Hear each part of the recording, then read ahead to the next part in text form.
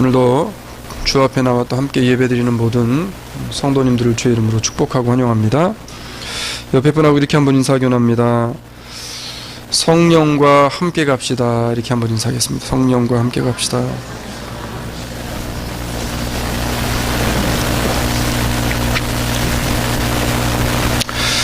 성령과 함께하는 성도는요, 매일매일 말씀으로 나 자신을 개혁하며 살아갑니다.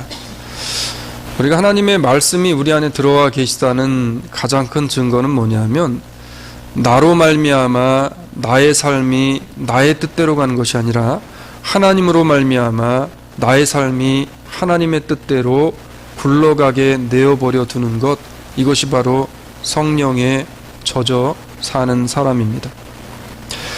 올 한 해는 성령과 함께 막힐 것이 없이, 우리의 삶에 거칠 것이 없이 우리에게 주어진 세상을 하나님의 말씀으로 돌파하고 나가서 하나님의 은혜와 충만하신 약속되어진 축복을 받아 누리는 우리 모든 주사랑 장로교회 성도들이 되어지기를 주의 이름으로 축복합니다. 우리가 지난주까지는 조금 딱딱한 말씀을 좀 들었잖아요. 네. 자, 우리는요, 지난주에 이제 교회가 1년 동안 무엇을 붙잡고 갈지에 대한 말씀을 봤습니다. 그래서 주의 사랑으로 섬겨주는 교회와 성도가 되기로 작정을 했어요. 지난 한 주간 어떻게 주의 사랑으로 섬겨주고 또 섬김을 받은 경험들이 있으신지 모르겠습니다. 우리는 한 해를 시작하면서 여러 가지 결단들을 또 했습니다. 2015년에도 했고 2016년에도 또 결단했어요. 내가 올해는 이렇게 신앙인으로 살아가겠노라. 그런데 중요한 것, 문제는 뭐냐면, 사람의 결단은 늘 무너지기 쉽고 변하기가 쉽더라는 거예요. 그게 바로 우리의 모습입니다. 그렇기 때문에 사랑으로 섬겨주는 교회와 성도가 되기 위해서는 반드시 필요한 것이 있는데, 그게 뭐냐면 성령의 도움을 받아야만 한다는 겁니다. 성령의 도우심은요, 간절한 마음으로 성령과 늘 함께하기를 소망하는 사람에게 역사로 나타나게 되어지는데, 이 부분이 마태복음 8장과 9장에 보면 잘 나타나 있어요.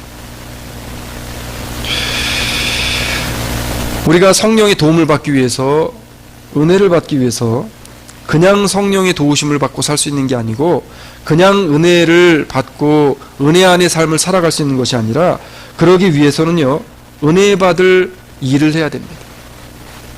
그러니까 은혜 받을 짓을 해야 되는 거죠. 이제 내일부터 말씀 사경회를 위한 특별 새벽 예배가 하나님 앞에 드려집니다. 이게 이벤트도 아니고요, 행사도 아니에요. 우리가 한 주간을 하나님 앞에 기도로 내가 하나님 받게 되어질 말씀을 준비하면서 한 주간을 살아가겠습니다. 은혜를 준비하는 마음으로 우리가 하나님 앞에 나와야 된다는 겁니다. 바라기는요, 새벽부터 은혜 받기를 사모하여서 근본 집회에는 큰 믿음의 능력을 다 경험하는 놀라운 교회와 성도들이 되어지기를 주의 이름으로 축원합니다. 우리가 신앙생활 한다는 게 어때요, 여러분? 쉽습니까? 어렵습니까? 신앙생활이 쉬워요, 어려워요? 네, 신앙생활이 어렵습니다. 2015년도 돌아보면 참 신앙생활이 쉽지 않아요. 그냥 띄엄띄엄 하면은 참 쉬운 게 신앙생활입니다. 그런데 하나님의 말씀에 입각한, 말씀에 붙잡혀서 말씀을 붙잡고 신앙생활을 한다는 것은 너무나도 힘든 일이에요. 신앙생활은 쉬울 수 없습니다. 그래서 제가 볼 때 가장 우리 인생에 있어서 믿음의 사람들에게 힘든 숙제요 과제는 우리가 신앙을 지키며 살아가는 거예요. 영적인 전쟁을 늘 해야 하는, 군인들의 생활을 해야 하는 아주 고달픈 인생이 믿음의 사람들, 신앙의 사람들이에요. 그래서 조금만 신앙이 들어가려고 하고 은혜를 조금 받아보려고 하면 반드시 뭐가 틈타요? 이놈은 마귀가 가만 내버려 두지 않습니다. 가정의 불화를 일으키고, 사람 간의 불화를 일으키고, 교회 간의 불화를 일으키고, 목회자와 성도 간의 불화를 일으킵니다. 이 마귀는요, 우리 믿음의 사람들이 믿음 위에 서려고 하는 것을 가장 싫어하고, 믿음 위에 잘 서서 가정이 세워져 나가서 그 가정의 구성원들이 하나님 앞에 나오게 되어진 것을 너무나 싫어하기 때문에 어떻게든지 이것을 막으려고 한다는 거예요. 그렇기 때문에 우리는 늘 영적인 전쟁터에서 전쟁하는 군인들이다라고 성경이 우리에게 말씀하는 겁니다. 이 고달픈 인생을 살아갔던 대표적인 인물은 욥이란 사람인데, 욥은 자신이 믿음의 삶을, 믿음을 지키며 살아가는 것이 이렇게 힘든 일이구나라는 것을 이렇게 고백합니다. 세상에 있는 인생들에게 전쟁이 있지 아니하냐, 그날이 품꾼의 날과 같지 아니하냐, 이런 고백을 합니다. 무슨 얘기예요? 믿음의 사람으로 살아간다는 것 자체가 전쟁과도 같다는 거예요. 지난주 한 주 영적인 전쟁 가운데 승리하고 오늘 이 자리에 와 앉아 하나님 앞에 예배드리는 성도님들은 하나님께서 분명한 승리자에게 부으시는 은혜와 축복을 부어주실 줄로 믿습니다. 여러분, 이 자리도 그냥 와서 앉아 있을 수 있는 게 아니라 이게 승리해야 오는 겁니다. 승리해야 오는 거예요. 얼마나 산지한 일들도 많고 얼마나 시험들 일들도 많은지 몰라요.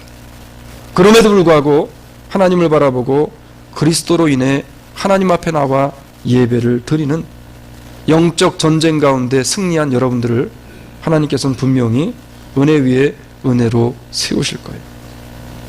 우리들의 인생의 여정이요, 전쟁터라고 이야기합니다. 뭐에 대한 전쟁입니까? 난리 법석을 떠는 전쟁들이 세상에 참 많아요. 이민아 살다 보니까 전쟁 중에 전쟁이 뭐예요? 가난과의 전쟁입니다. 이 돈 없어가지고 절절매는 이 전쟁이잖아요. 누가 탔는지 모르겠는데 지나가면서 보니까 어제인가 그제까지 복권이 800만 달러인가, 하여튼 뭐 굉장히 많은 그 돈까지 올라갔어요. 예? 사람들이 거기에 희망을 좀 걸어봅니다. 너무나 이민사회에 살면서 물질적인 것에 닥치다 보니까 이제 그런 것에라도 희망을 걸어보는 거예요. 그뿐입니까? 질병과의 전쟁이에요. 육신 연약해지면 우리의 믿음도 신앙도 자꾸만 떨어지게 되죠. 여러 가지 인생의 문제들, 타락한 문화, 악한 영들과의 끊임없는 싸움 가운데 우린 영적 전투를 하면서 살아가는 것, 이게 바로 믿음의 사람들의 믿음의 인생이라는 거예요. 이 전쟁을 하지 않는 분들이 계시면 지금 내 신앙을 다시 점검해야 됩니다. 믿음에 서 있고 믿음에 깨어 있다는 것은 전쟁 중에 있다는 것이고 늘 전쟁 중에서 싸우고 있어야만 하는 겁니다. 오늘 본문 속의 주인공도요, 싸움에는 도 같았던 사람이에요. 누굽니까? 우리가 잘 아는 다윗. 다윗은요, 백성들에게 있어서는 전쟁의 영웅이었고요, 신앙인들에게 있어서는 신앙의 모범을 보였던 사람으로 잘 알려진 사람이었습니다. 그런데 그 다윗이 처음부터 다윗 되어졌을까요? 아니에요. 다윗도 처음에는 보잘것없는 그 아버지까지도 다윗을 그렇다 하게 이렇게 내놓고 싶지 않은 그러한 존재가 다윗이었어요. 아버지 이새가요, 다윗을 사무엘 선지자에게 보여주지 않습니다. 자, 오늘 본문 11절에 보니까 이렇게 이야기해요. 또 이새에게 이르되 내 아들들이 다 여기 있느냐? 이새가 가로되 아직 말째가 남았는데 그가 양을 지키나이다. 쉽게 말하면 뭐냐면, 목사님, 아직 막내 하나가 있는데 나이도 어리고요, 얘 뭐 할 줄 아는 것도 없고 그저 할 줄 아는 거라고는 뭐 이 비파 수금 타면서 노래하는 거 정도고 할 줄 아는 건 양치는 일밖에 없는데 뭐 걔라도 좀 데려와 볼까요? 제가 볼 때는 걔는 무슨 큰 인물이 될 만한 그런 사람은 아닙니다 라고 좀 이야기하는 거예요. 이런 다윗이요, 시대의 시대적인 영웅이 되고요, 믿음의 본을 받을 만한 인물이 되어진 것은 100% 누구의 은혜예요? 하나님의 은혜라는 거예요. 내가 이 자리에 앉아있는 것, 지금 여태까지 오게 되어진 것, 그래도 이만큼 살게 되어진 것, 물론 이미 나서 열심히 살고 열심으로 노력한 결과도 있겠지만 다 누구의 은혜입니까? 하나님의 은혜인 줄로 믿으시길 바랍니다. 여러분, 제가 언젠가 말씀드렸잖아요. 어떤 장로님이 사업 실패하고 실패 감사 예배를 드렸대잖아요.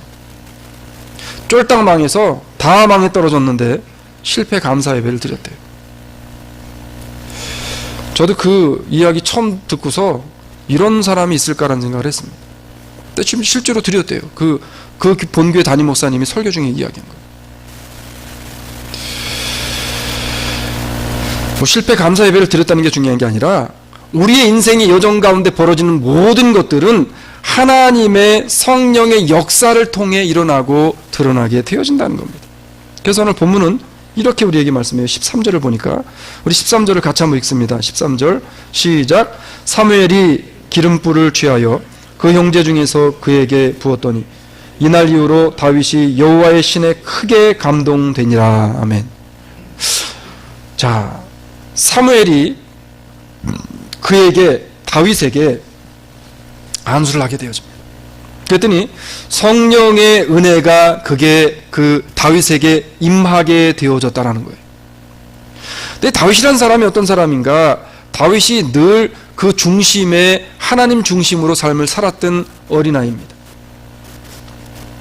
다윗은요, 성령에 감동된 사람, 성령을 받은 사람이었고요, 성령과 함께 늘 동행하며 삶을 살아갔던, 성령께 모든 것을 내어 맡기며 살아갔던 사람임을 성경은 이야기합니다. 우리가 다윗의 일생을 보면 모든 것이 성령의 힘에 의해서 이루어진 것임을 보게 되어져요. 다윗 하면 대표적인 싸움이 뭐가 생각납니까? 우리가 잘 알고 있는 장신 골리앗과의 싸움이에요. 과학적으로나 아니면은 이 전투학적으로 볼 때에 이게 말이 되는 싸움입니까? 말이 돼야 안 돼요. 말이 안 되는 거예요. 계란으로 바위를 치는 정도가 아니고 이거는 진짜 허무맹랑한 소리입니다. 그래서 요즘에 자유주의 신학자들이 하는 얘기가 뭐냐 하면 그런 얘기들 하는 거예요. 그거는 말이 안 되는 겁니다. 다윗이 그 어린아이가 골리앗과 싸워서 골리앗을 쳐 죽였다는 건 말이 안 돼. 이거는 전설입니다. 전설. 그런데 성경은 분명히 역사적 사실로 이 사실을 드러냅니다. 그런데 다윗이 이러한 일을 할 수 있었던 것은요, 다윗이 능력이 있고 다윗이 재주가 있어서 아니라는 거죠. 100% 누구의 은혜예요? 하나님의 은혜라는 거예요. 신앙인 사람에게 있어서 가장 중요한 것은 내가 무엇을 소유하고 가지고 있느냐가 아니라 내가 지금 누구와 함께 가고 있느냐가 중요하다는 겁니다. 지금 내가 무엇을 가지고 많은 것을 누리고 있느냐가 아니라 내가 누구와 함께 가고 있느냐예요. 우리가 믿음 생활하는데도 그렇잖아요. 내가 누구와 신앙생활을 같이 하고 있느냐가 내 신앙과 내 믿음에 굉장한 영향을 미치게 되어진다는 겁니다. 그래서 제가 지난 15년 동안에 계속해서 말씀을 통해 드린 말씀 뭐냐면 내 주변에 불평하고 불만한 사람들과 사귀지 말라는 거예요. 믿음의 사람, 믿음의 말을 하는 사람, 그런 사람들과 교제하라는 겁니다. 왜냐하면 성령이 내 속에 거하게 되어지면 성령을 통해 나오는 말은 어떤 말이 나와요? 은혜의 말이 나오게 되어져요. 성령의 말이 나오게 되어져요. 성경은 분명히 이야기합니다. 내 속에 가득한 것이 내 입을 통해 나온다고. 근데 다윗이라는 사람이 어떤 사람이었냐면 성령에 취해 있었던, 성령에 젖어 있었던 사람이었어요.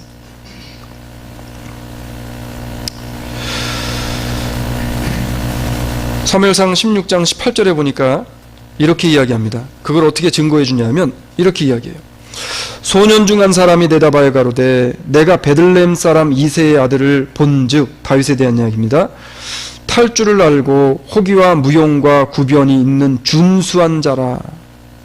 그리고서 아주 중요한 말을 합니다. 여호와께서 그와 함께 계시더이다. 이게 중요한 거예요. 재주가 있고 능력이 있고 뭐를 잘하고 이게 중요한 것이 아니라 여호와 하나님이 그와 함께 하더이다. 누가 얘기하는 거예요? 지금 주변에 본 사람이 보니까 저 사람은 다른 건 몰라도 가난뱅이로 살지는 몰라도 거짓 나사로라 할지라도 그와 누가 함께 있는 거예요? 지금 하나님이 같이 계시다는 거예요. 하나님이 함께 계시면 거짓할지라도 하나님의 손에 이끌림을 받게 되어지는 거예요. 아무리 많은 것을 가지고 있고 아무리 많은 것을 소유하고 있다 할지라도 그 삶 가운데 하나님이 함께 계시지 않으면 그는 어떻게 되어죠, 여러분? 지옥으로 가는 거예요. 제가 늘 이야기하죠. 성경은 중간이 없다고.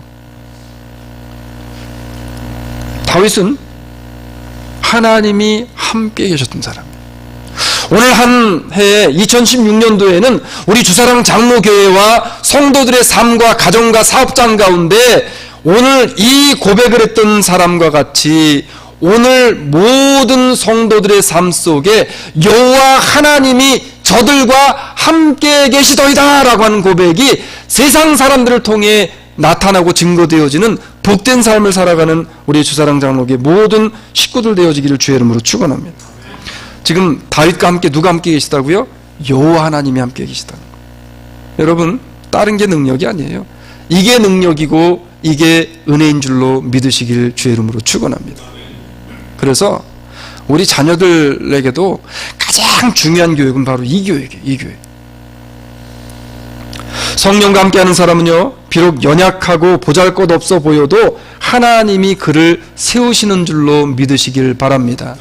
이새의 아들 말제 아무 능력도 없었던 다윗을 하나님이 세우시니 믿음의 영웅이 되더라는 거예요. 전쟁의 영웅으로 세우시더라는 거예요. 그가 무슨 전쟁터에 나가서 너무나 전쟁술이 좋아가지고 이기게 되어집니까? 다윗의 일생을 한번 보세요. 다윗은 늘 하나님 앞에 묻고 하나님의 뜻을 구하고 하나님이 어찌해야 합니까? 라는 이 질문을 통해서 다윗의 모든 삶이 시작합니다. 여호와께서 모세에게 이르시되 눈의 아들 여호수아는 신에 감동된 자니 성령에 젖은 자니.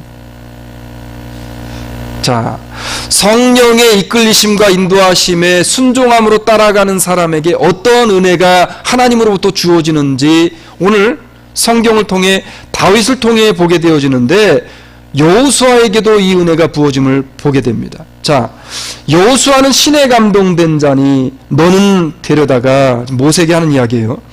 그에게 안수하고 그를 제사장 엘르아살과 온 회중 앞에 세우고 그들의 목전에서 그에게 위탁하여 내 존귀를 그에게 들려 이스라엘 자손의 온 회중으로 그에게 복종케 하라. 민수기서 27장 18절로 20절의 말씀입니다. 오늘 성령이 함께 하심을 통해서 우리 주사랑 장로교회 모든 성도들에게 다윗과 여호수아에게 부으신 그 큰 하나님의 축복과 은혜가 넘치도록 임하는 복된 한 해가 되어지기를 주의 이름으로 축복합니다. 그러기 위해서는 우리에게 필요로 게 있어요. 성령과 함께하는 성도들에게 있어서 나타나는 증상, 현상, 그리고 우리에게 있어서 개혁되어지는 부분이 있습니다. 우리가 오늘 두 가지만 보려고 그래요. 첫 번째는 뭐냐면 우리의 생각이 개혁되어진다는 겁니다. 성령의 사람은 생각이 바뀌게 되어져 있어요. 성령이 함께 들어와 있는 사람은 그 생각 자체가 바뀌게 되어집니다. 세상적인 관점, 세상적인 생각에서 성령의 생각, 하나님이 우리에게 허락하신 그리스도의 생각으로 바뀌게 되어지는 거예요. 사람을 움직이고 일하게 만드는 것은요, 그 중심의 생각들입니다. 그래서 사람이 어떤 사람도 먼저 행동하고 생각하는 것 같지만 이미 우리의 뇌 속에서 행동을 하면서 행동을 하게 만들어요. 생각을 하면서. 그래서 우리들의 생각의 범위를 좀 더 넓게 가져서 많은 사람들과 교제를 하며 사랑으로 섬겨주겠다라는 마음의 결단이 그래서 중요한 겁니다. 그래서 이런 결단이 중요해요. 내가 먼저 섬기겠습니다. 내가 먼저 섬기겠다. 내가 먼저 사랑하겠다. 내가 먼저 용서하고 내가 먼저 섬김으로 나가겠다. 내가 먼저 은혜를 사모하겠다. 이 내 생각으로부터 자꾸만 하나님의 은혜에 대한 생각들을 하게 되어지면 그 인생은 하나님의 은혜 아래 있게 되어진다는 거예요. 얼마 전에 노스캐롤라이나 대학 연구팀에서 사람들의 생각이 얼마나 중요한가에 대한 조사를 해서 그것을 국립과학원지에다가 기재를 하게 되어집니다. 그 내용에 보면 사람은 그 생각이 고립되어지면 가장 먼저 대인관계 문제가 생기고 대인관계 문제가 생기면 외롭다라는 생각을 하게 되어진다라고 나와 있습니다. 여러분 어때요? 사람들이 하는 말, 군중 속의 고독이다. 그런 말도 하는데 2016년 들어오셔서 어떻게 벌써부터 외로운 분들 계세요 혹시? 예? 제가 조지아에 이제 와서 지금 10몇 년을 지금 살면서 이 목회를 지금 사역을 감당하는데 와가지고 사귄 사람들이 많지 않습니다. 그래서 지금 교제하는 목사님들은 2분밖에 안 계세요. 어떻게 보면 참 그 목사 참 이상하다. 왜 뭐 무슨 협의회 무슨 뭐 이런 데를 안 들어가고 이러고 있나라고 싶은데 하여튼 뭐 그래요 저는. 그러다 보니까 때로는 외로울 때가 있어요. 그래서 한 번은 선배 목사님께 전화를 드려서 어떤 상황에 대해서 이야기를 했더니 그 목사님이 그런 말씀합니다. 목사님, 목회자는 극도의 외로움을 느낄 때가 있습니다. 근데 그 외로움이 들게 되어지면 사모님도 어찌할 바가 없고 교인 누구도 그거에 대한 것을 해결할 사람이 아무도 없습니다. 그때는 목사 혼자 싸워야 되는데 그렇기 때문에 십자가 밑에서 싸워서 하나님만 해결할 수 있는 부분입니다. 이런 얘기를 해요. 여러분, 외로움이라고 하는 게 생기게 되어지면 그때는 무엇인가 단절이 되어지고 있다는 겁니다. 단절이 되어지고 있다는 거예요. 자신은요 외롭다고 생각을 하게 되어지면 그때로부터 문제가 발생한다는 건데, 현대인들이 가지고 있는 이 상대적 외로움 증세라고 표현해놨더라고요. 상대적 외로움 증세는 운동 부족인 사람이나 당뇨에 걸린 사람보다도 더 안 좋은 영향을 그들의 삶에 미친다. 정신적으로나 육신적으로 미친다는 거예요. 그래서 피차간에 여러분 외롭게 만들지 마시고 좀 우리 믿음의 사람들끼리 안 외롭게 감싸고 섬겨주는 삶이 이번 2016년도에는 좀 같이 협력함으로 이루어지게 되어지기를 주의 이름으로 부탁드립니다. 실제로 그 결과에 보면 보편적으로 대인관계가 좋은 사람과 그렇지 못한 사람을 조사해 보니까 몸에 염증이나 당뇨나 고혈압에 걸릴 확률이 대인관계가 좋지 않은 좋은 사람보다 좋지 못한 사람에게 월등하게 높게 나타나더라는 거예요. 그러니까 어때요 여러분? 두루두루 다 친하게 잘 지내야 되겠죠? 네. 건강하게 사시길 원한다면 믿음 안에서 믿음의 관계를 잘 돈독하게 쌓아나가는 우리 주사랑의 식구들이 되어지길 원합니다. 건강한 신앙으로 건강한 육신적인 삶을 정말 살기 원하세요? 오늘 이 시간 늘 하고 사는 생각을 하나님의 말씀으로 성령에 의해서 개혁하기를 주의 이름으로 부탁드립니다. 성령과 함께하며 성령으로 나를 무장하게 되어지면 나의 생각이 달라져요. 틀림없이 달라집니다. 다윗은요 말씀으로 자신의 생각을 잘 개혁했던 대표적인 사람이었어요. 이것은 우리들의 인생에서 세상에 벌어지는 그 어떠한 문제를 할지라도 그 우위가 어디에 있는지를 결정하게 되어지는 너무나도 중요한 것입니다. 그래서 이것을 통해서 그 행동과 믿음의 생활이 드러나게 되어져요. 생각을 통해서. 우리는 다윗과 골리앗의 싸움을 통해 몇 가지 중요한 사실을 발견해야 됩니다. 첫 번째는 뭐냐면 주변의 인물들을 통해 우리가 배워야 될 점이에요. 이스라엘의 초대 왕이 누구였습니까? 1대 왕 사울이 왕이었어요. 사울이요 처음에 왕으로 사무엘에게 이제 기름 부음을 받게 되어질 때 사울은 용모가 준수할 뿐더러 용맹하기 그지없었던 사람입니다. 하나님을 두려워할 줄 아는 사람이었어요. 하나님의 말씀에 힘입어서 강하고 담대함으로 나갈 줄 아는 사람이었습니다. 그런데 오늘 본문의 내용을 보게 되어지면 사울이 지금 덜덜덜 떨고 있어요. 누구 때문에? 블레셋의 골리앗 때문에. 자, 사울이 잊어먹고 있었던 게 있습니다. 자, 사울이 이끌고 왔던 군대는 누구의 군대예요? 이스라엘의 군대지만 그 이스라엘의 군대는 누구의 군대? 성경에 보면 하나님의 군대. 첫 번째로 그들이 잃어먹었던 게 뭐냐면 사울과 이스라엘 백성이 하나님의 군대라는 정체성을 잃어버렸다는 거예요. 우리가 성도라는 정체성을 가져야 됩니다. 성령이 나와 함께한다는 정체성을 가져야 돼요. 성령이 내 안에 계시기 때문에 나는 그 성령에 의해 성령의 인도함을 받아 살아가야 한다는 정체성을 반드시 회복하고 그것을 가지고 살아가야만, 그래야 강하고 담대한 신앙의 삶을 살아가는 거예요. 두 번째는 이스라엘 백성과 사울왕이 골리앗을 바라보았지 골리앗 뒤에 계시는 하나님을 바라보지 못했다는 거예요. 골리앗이 아닌 하나님을 바라보면 골리앗도 쓰러뜨릴 수 있다는